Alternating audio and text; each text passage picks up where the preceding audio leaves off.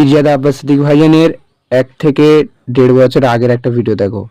পরে একটা আইন আসছে চলেছে, সেই আইনটার নাম হলো ইউনিফর্ম সিভিল কোড, ইউসিসি। সেই আইনে কি হবে? আজ মসজিদ চলে যাচ্ছে, আপনি ভাবছেন মসজিদ বানিয়ে নেবো। আজ মাদ্রাসা চলে যাচ্ছে, আপনি ভাবছেন বানিয়ে নেবো।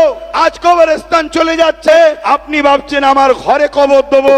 কিন্তু মনে রাখবেন, ইউনিফর্ম সিভিল কোড আসছে, যেখানে আপনার জন্য কোরআন ব্যান্ড হবে, যেখানে আপনার জন্য নামাজ ব্যান্ড হবে, যেখানে আপনার জন্য রোজা ব্যান্ড হবে, যেখানে আপনাকে ইসলাম ধর্মের কালচার করতে পারবেন না। আপনি আপনার ধর্মীয় কালচারে যে বিবাহ করছেন, ওই বিবাহ চলবে না। এক দেশ এক আইন। সেই আইনটা হলো কি?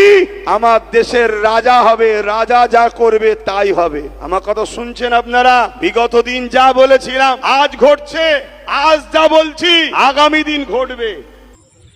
মনে পড়ছে তো আব্বাস সিদ্দিকীর কথা? আজ থেকে 1.5 বছর আগে যখন আব্বাস সিদ্দিকী কথাগুলো বলেছিল, তখন তো তৃণমূলের কিছু অন্ধভক্তরা তাকে গালাগালি দিয়েছিলে, আরো বড় ছোট কথা বলেছিলে। এখন মিলছে তো আব্বাস সিদ্দিকীর কথা? এই তো শুরু, আগামীতে আরো কিছু দেখতে পাবেন আপনারা।